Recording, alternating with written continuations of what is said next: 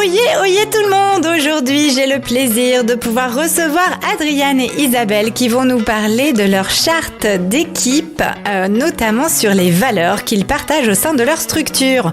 On va parler projet, vision dans la clinique vétérinaire et notamment comment, au travers d'une charte, vous pouvez transmettre les valeurs qui vous tiennent à cœur, donc les choses importantes en termes de comportement que vous allez pouvoir exiger dans la structure, mais aussi auprès des clients. On se retrouve tout de suite avec Adriane et Isabelle. Bonjour et bienvenue sur l'ASV Podcast, le podcast spécialement conçu pour les auxiliaires vétérinaires, créé par VetFamily, mon réseau de cœur, et animé par moi-même, Florence Benez. J'aurai le plaisir de vous accompagner lors d'émissions pour votre bien-être personnel et professionnel évidemment. Alors viens vite me retrouver pour des émissions, pour des conseils, pour des interviews, pour des trucs et astuces qui feront de ton quotidien une bulle de sérénité, de bien-être, de professionnalisme, bref, tout un cocktail pour ton plus grand bonheur. À tout de suite. Alors, comme je vous l'expliquais, le thème d'aujourd'hui, effectivement, c'est de parler de charte d'équipe et surtout des valeurs. Alors, qu'est-ce que c'est qu'une valeur ? Eh bien, d'abord, une valeur, ça va être un principe fondamental sur lequel on se base et qui va nous permettre de définir un certain code entre nous, un certain type de comportement que l'on va pouvoir exiger. Par exemple, si vous prenez la valeur famille, certes, il y a multiples définitions. Alors, ce qui compte, c'est pas tellement que vous choisissiez le nom de la valeur, mais bien que vous arriviez à la définir. Alors, pourquoi je vous parle de ça ? Parce que avant d'écouter l'interview d'Adriane et Isabelle, c'est important de se poser la question, finalement, dans ma structure, qu'est-ce qu'il y a d'important pour moi ? Alors, vous allez me dire, c'est pas toujours une question auquel les auxiliaires vétérinaires doivent répondre. C'est vrai que, normalement, ce projet-là se fait par les créateurs et les fondateurs de la structure. Il n'empêche que certains d'entre eux peuvent tout à fait vous inviter à la création de ces valeurs, et c'est ce que j'encourage. Et c'est pourquoi ça va être important de se dire ensemble, finalement, moi, quand j'ai créé cette structure, qu'est-ce qu'il y avait d'important pour moi ? Quel est le sens que j'ai voulu donner à mon travail ? Et comment je vais exiger finalement en termes de comportement que cela se traduise. Même chose, vous, en tant qu'ASV, de se dire, par exemple, s'ils ont une valeur d'engagement, qu'est-ce que ça veut dire exactement ? Est-ce que ça veut dire qu'on s'engage à répondre à par exemple, à tout client ? Il y a des structures qui, par exemple, prennent des rendez-vous clients, peu importe, même si ces gens-là n'ont pas rendez-vous. C'est une des valeurs qu'on affiche, mais ça peut très bien ne pas être celle-ci. En tout cas, cette définition sur une structure peut tout à fait être une autre définition sur une autre structure. Engagement sur une autre structure va peut-être vouloir dire complètement l'inverse. Nous, on s'engage à passer du temps avec chacun d'entre vous pour que la qualité des soins soit vraiment optimale, et ceci implique que l'on prenne effectivement des rendez-vous bien en avance et bien structurés de manière à ce qu'on puisse prendre ce temps-là pour une qualité optimale. Vous voyez, chacun sa définition. Ce qui compte, c'est finalement d'en donner la définition. Alors, avant d'écouter Adriane et Isabelle, moi je vous invite vraiment à réfléchir à ça. L'objectif de ce mois-ci, c'est vraiment de vous poser en équipe, de se dire et de poser la question à vos vétérinaires. Tiens, est-ce qu'on a une charte des valeurs ? Alors si oui, tant mieux. Et puis comment on peut à ce moment-là l'améliorer ? Et puis si on n'en a pas, comment on pourrait créer ça en fait ? Qu'est-ce qu'on pourrait mettre dans ce document-là ? Alors il s'agit vraiment de créer un document avec, je dirais, 5 valeurs vraiment maxi, parce qu'il faut pas non plus qu'il y en ait de trop. Mais avec des choses qui vont être fondamentales pour notre bon fonctionnement. Alors, je vais tout de suite laisser la parole à Adriane et Isabelle pour en savoir plus sur le sujet. Donc, on accueille aujourd'hui Adriane et Isabelle du CHV Dunlivet à Lyon. Bonjour Adriane et bonjour Isabelle.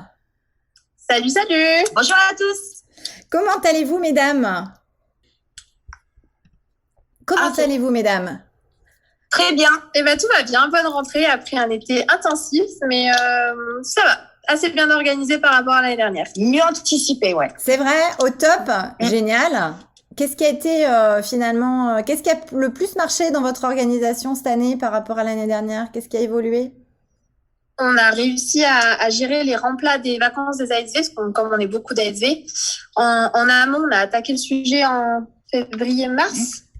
Et c'est les étudiants véto, en général entre la 3e année et 4e année, qui nous aident. Et on les a recrutés suffisamment tôt pour qu'ils soient formés et qu'ils viennent nous prêter main forte. Génial. Bon, eh ben, écoutez, c'est top ça. Ça veut dire que ce qu'on a mis en place en termes de formation et tout ça a pu concrétiser, vous avez pu concrétiser et anticiper votre quotidien et l'améliorer pour le bien-être de tous. Donc, c'est chouette. Oui, on va encore plus améliorer les choses pour l'été prochain, mais du coup, ça, c'est dans le bon sens. Génial. Alors aujourd'hui, j'aimerais que vous vous présentiez un petit peu pour le groupe, parce qu'il y en a certains qui vous connaissent, mais d'autres pas. Donc, présentez-vous en quelques mots, qui vous êtes, qu'est-ce que vous faites dans votre structure? Alors, moi, je suis Isabelle, je suis ASV manager chez Onivet, mais je suis avant tout ASV de médecine interne. Ok. Et moi, c'est Adriane, donc pareil, je suis ASV manager, mais je suis également ASV en chirurgie, donc au bloc opératoire. Alors, qu'est-ce qu'elle a comme particularité, votre clinique? Alors, on est CHV, donc Centre Hospitalier Vétérinaire. La particularité, je pense une des grosses particularités, c'est que les ASV sont sectorisés. On a l'habitude, on parle souvent des ASV couteau suisse, polyvalentes, alors on l'est quand même. Bien sûr, on est capable d'aller dans des services aidés à droite à gauche, mais on est quasi tous sectorisés, soit en chirurgie, en hospitalisation, en médecine, cardiologie. Voilà, je vais pas énumérer tous les domaines, mais on est sectorisés. Et donc, ça veut dire que toutes les deux, vous êtes donc ASV manager. Ça veut dire que vous encadrez donc toute l'équipe d'ASV qui représente combien de personnes finalement? Une trentaine d'ASV en tout. 32 avec nous à peu près. C'est ça. Et on considère un petit peu également les étudiants bétos. En fait, quand ils viennent bosser chez nous en remplat, ils sont ASV. Donc, on les encadre également eux.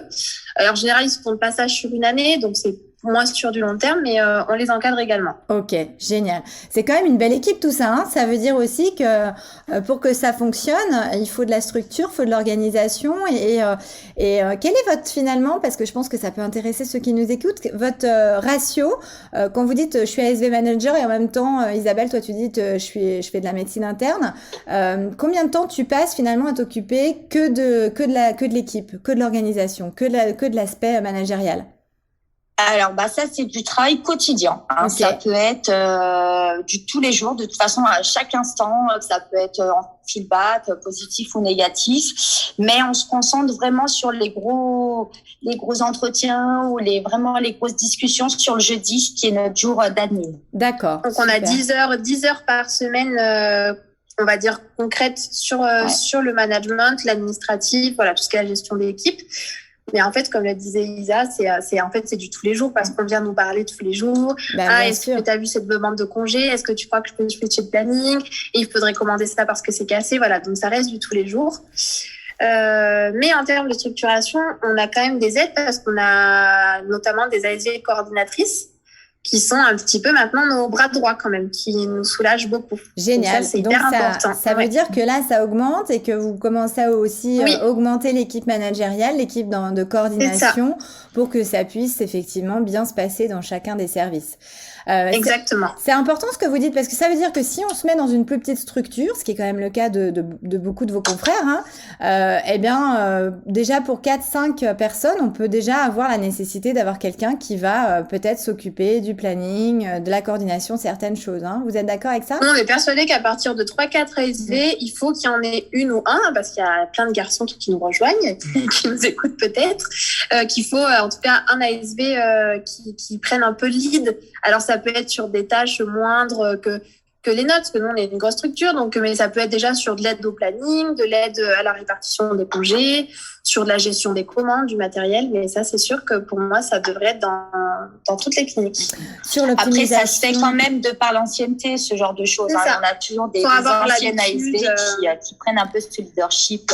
Tout à fait, et en même temps j'ai envie de te dire, c'est bien aussi de pouvoir proposer un certain nombre d'évolutions de carrière aussi pour vous, puisque même si ça paraît, on va dire, logique par rapport à un certain nombre d'anciennetés que peuvent avoir certaines ASV, mais pourquoi pas, tu vois, mettre un petit peu des steps pour augmenter tes responsabilités, puis toucher peut-être à d'autres domaines qui sont un peu plus en relation avec la gestion vraiment de la structure, c'est-à-dire la communication, l'organisation et finalement la coordination aussi avec les associés et les salariés vétos. Alors moi, notre point d'honneur, c'est vraiment d'être encore sur le terrain aussi. Parce que c'est hyper important d'être avec les équipes pour pouvoir se rendre compte de ce qui va, de ce qui va pas. Donc c'est pour ça que voilà, on garde toujours c'est hyper, déjà parce qu'on aime ça, en fait, déjà, pour commencer. Et voilà, parce que c'est hyper important pour nous d'être avec les équipes en bas. Je pense qu'il y a que comme ça qu'on peut être une bonne ASV manager. Ouais, parce que c'est aussi comme ça qu'on gagne, si tu veux, le respect de ton équipe. Parce que quand tu vois que voilà, ton manager, il sue comme toi, tu sues toute la journée, ça impose quand même le respect. Et du coup, c'est plus facile aussi les échanges ou les remises en question ou les recadrages parce qu'on sait le boulot qu'il y a à faire, quoi. Donc, c'est sûr que c'est plus facile aussi. Super. Alors, mesdames, moi, je vous donne la parole ce mois-ci parce que je trouve que dans votre structure, vous avez mis en place quelque chose que j'adore, qui est une charte des valeurs, qui est très complète, hein, évidemment, pour votre centre parce que vous êtes avec une clientèle de cliniques qui vous réfèrent en fait des cas. Donc, c'est une structure évidemment un peu plus spécifique. Pour autant, vous avez donc cet outil que vous avez appelé une charte des valeurs, hein. Comment elle s'appelle La charte d'Olivette. La charte d'Olivette, voilà. Et donc, dans cette charte, vous avez mis un certain nombre de valeurs en place et surtout, vous les avez définies. Et c'est ça que je trouve assez pertinent. Alors, est-ce que vous pouvez nous dire comment vous avez créé ça? Enfin, d'où vient cette initiative d'avoir créé cette charte-là? Alors, je pense que ça va faire déjà bien 2 ans et demi qu'on l'a. Je pense qu'on a dû la créer dans la première année d'ouverture de l'Univette. C'est venu quand même d'une idée à la base de notre responsable de communication, qui est une ancienne ASV. Donc forcément, je pense qu'elle avait aussi la vision des choses, de l'importance de créer une charte des valeurs. Et donc, elle nous a demandé si ça nous disait de bosser sur ce document. Donc, Isabelle et moi, avec les 2 associés, et on a convié 5-6 vétérinaires et ASV et personnel d'accueil pour faire un petit brainstorming un matin avec un petit déj et où on a bossé pendant 2 heures sur qu'est-ce qui pour nous est hyper important. Et donc au début c'était plutôt des mots qui ressortaient sur des post-it, de bien-être animal, de l'esprit d'équipe, les points forts. Et en fait on s'est rendu compte qu'on était tous d'accord sur 4-5 mots. 4-5 idées en tout cas cohérentes et donc on a bossé sur ces idées où on a essayé de détailler un petit peu les choses. Alors je vois qu'il y a 5 valeurs, hein, c'est ça? On va les énumérer. Oui. Il y a esprit d'équipe, engagement, communication, recherche de l'excellence et le dernier, bien-être animal. Alors, est-ce que vous pouvez nous dire, par exemple, si on prend esprit d'équipe, qu'est-ce que ça veut dire? Parce que c'est pas le tout, hein, comme je l'ai dit tout à l'heure, c'est pas le tout de dire un mot qui représente une valeur. Ce qui est important, c'est de le définir et qu'on puisse de fait se dire, tiens, quand je parle d'esprit d'équipe, je parle de tel comportement finalement à avoir au sein de la structure. Et dans votre cas, ça serait quoi alors, esprit d'équipe? Pour nous, l'esprit d'équipe, si tu veux, c'est vraiment la qualité ou la valeur qu'on recherchait vraiment dans une équipe ou que ce soit d'ASV, cliniciens, tout confondu. On se côtoie tout au long de la journée.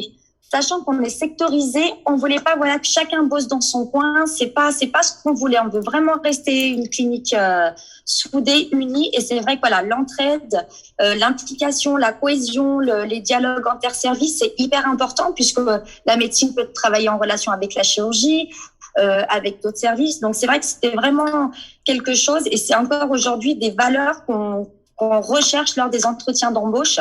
C'est vraiment une priorité pour nous, l'esprit d'équipe pour tous les domaines. Et donc, ça veut dire aussi que, parce que là, ce que je trouve de super, c'est que tu définis vraiment ce que tu attends, quoi. On parle de cohésion, on parle d'entraide, on parle de convivialité. Vous avez évoqué tout à l'heure la polyvalence aussi, hein. Vous recherchez des gens qui soient capables de passer dans tous les services. Donc, ça fait partie aussi de vos critères de recrutement. Et c'est ça, finalement, qui va être intéressant de partager. Par contre, là où on va un peu plus loin, quand on a une charte, c'est que on l'a formalisé, en fait, ça. D'accord? Donc, on a vraiment mis la valeur et puis derrière, on explique qu'est-ce qu'on entend par esprit d'équipe. Est-ce que vous pourriez nous donner, avant de nous donner un exemple, peut-être nous expliquer comment vous en avez fait la promotion de cette charte? Parce que donc là, vous l'avez créée, vous vous êtes réunis avec les associés, avec quelques personnes de la structure, vous avez fait un brainstorming ensemble. Ensuite, comment ça a été diffusé ce document? Alors, pour les personnes qui étaient déjà dans la clinique lorsqu'on a créé cette valeur, on leur a transmis par mail déjà. Lors d'une soirée, lors d'une réunion, on l'a diffusé sur un rétroprojecteur. On en a parlé une petite dizaine de minutes pour recadrer, requalifier ce qu'on attendait de l'équipe, ce qui était important pour les valeurs, la vision de Nivette. Et pour les personnes qui arrivent, donc à chaque personne qui intègre Nivette, on a un petit process d'intégration, il y a un petit livret d'accueil, un petit geste de bienvenue, voilà tout ça, et on glisse cette charte dans le document, et comme ça la personne sait d'emblée ce qu'on attend ce que Nivette attend de la personne en termes de valeurs humaines. Alors ça, c'est hyper important parce que mettons que la personne soit pas du tout dans un état d'esprit collectif et qu'elle veut faire qu'une seule chose, elle sait que ce sera pas chez vous qu'il faudra effectivement qu'elle pourra trouver son bonheur. Donc ça permet d'office de pouvoir valider, justifier qu'on est sur la même longueur d'onde finalement avec le candidat. Génial. Est-ce qu'il y a des exemples où, dans le cadre de votre quotidien, vous vous en êtes servi de cette charte pour expliquer peut-être que certaines choses ne devaient pas se faire de cette manière-là? On en a quelques-uns. On a notamment, donc, ce que disait Isabelle, c'est qu'il y a donc un vrai esprit d'équipe. Donc, comme on disait, on est toutes sectorisées, mais c'est pas parce qu'on bosse en chirurgie qu'on ne doit pas aider la médecine ou l'hospitalisation. Donc, on s'en est servi, par exemple, lors de rappels, parfois, lors de réunions un peu informelles, lors de feedback, attention, n'oubliez pas, c'est pas parce que c'est plus calme dans votre service, il y a peut-être d'autres ASV à l'autre bout de la clinique qui ont besoin d'aide. Donc ça, on le redit quand même régulièrement lors de nos points un peu info. Donc c'est attention, voilà, vous savez que dans la charte, on a parlé d'esprit d'équipe, d'implication. Voilà, c'est pas parce que votre job il est terminé en chir qu'il faut pas l'aider ailleurs. Et on s'en sert également lors des entretiens. On réalise des entretiens professionnels des ASV. Donc, il y en a plusieurs chaque mois. Et on peut s'en servir quand il y a un petit peu un recadrage est peut-être un petit peu fort, mais quelqu'un qui dévie un petit peu de cette charte, de ses valeurs, on va lui dire attends, on s'était mis d'accord, c'est comme ça qu'on a notre vision ensemble, qu'on voit les choses. Regarde, si on reprend ça, t'es peut-être pas en adéquation avec ce qu'on a voulu, ce qu'on veut faire de Nivette. Donc, ça nous sert quand même un peu de ligne de conduite, on va dire. C'est plus une ligne de conduite. Et on est d'accord que c'est un message qui est récurrent. C'est-à-dire que vous l'avez présenté, mais là, c'est régulièrement que vous faites des rappels par rapport, effectivement, à un certain nombre de comportements, parce que la nature humaine fait que on peut vite, après, se replonger un petit peu dans un quotidien sans forcément... C'est ça, des fois, on a un peu la tête dans le guidon. On a vécu des grosses journées, donc on profite des moments un peu plus calmes, mais en fait, c'est pas forcément plus calme pour tous les services. Donc, le but, c'est que voilà, qu'on se serve de ça d'appui quand il y a besoin de faire des petits feedbacks, ouais. Donc c'est pas le tout effectivement de créer ce genre de charte, c'est aussi important derrière de pouvoir le diffuser et de pouvoir faire des rappels assez réguliers, donc lors de réunions, lors de moments de convivialité aussi ensemble, pour se dire aussi, parce qu'on peut aussi s'en servir de manière très positive, hein, quand vous faites par exemple un petit team building ou une petite fête pour célébrer je sais pas moi l'équipe, c'est aussi un moment pour rappeler je suis fière de ce qu'on a accompli parce que on est vraiment en adéquation avec ce qu'on a décidé d'incarner comme valeur au sein de la structure. Enfin voilà, on peut aussi s'en servir de manière positive et donc fédérer et engager finalement tout le monde autour de cette charte. Alors dans la vôtre, ce qu'il y a d'intéressant, c'est qu'on va un cran plus loin, c'est-à-dire qu'on a des valeurs externes et des valeurs internes. Donc, est-ce que vous pouvez nous dire un petit peu le pourquoi, parce que les gens vont la découvrir, votre charte? En fait, on voulait faire valeur interne, donc forcément pour l'équipe, les vétérinaires, vraiment tout le staff qui est en clinique. Et on a voulu faire aussi des valeurs externes. Parce qu'on travaille énormément avec d'autres cliniques, d'autres cliniciens, et on trouvait ça sympa que eux aussi puissent se reconnaître peut-être sur certaines de nos valeurs pour plein de choses, pour la confiance, pour la qualité qu'on peut offrir, l'expertise, les choses comme ça. Donc, et puis il me semble que d'ailleurs on l'a fait circuler également aux cliniciens avec tous les cliniques qui nous réfèrent, tous nos référents.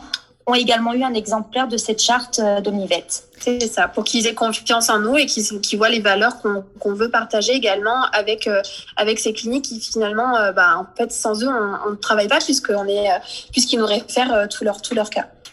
C'est vraiment chouette parce que là, pour le coup, si on prend par exemple communication, en valeur interne, vous avez donc la coopération, l'écoute, le fait de pouvoir avoir une information mensuelle sur les nouveautés, sur les projets d'entreprise.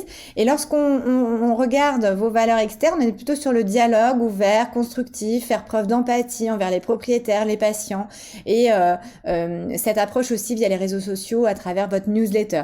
Donc on voit que finalement c'est la même valeur, mais on va pas attendre les mêmes actions et les mêmes comportements en interne qu'en externe. Pour autant, on partage la même chose, quoi.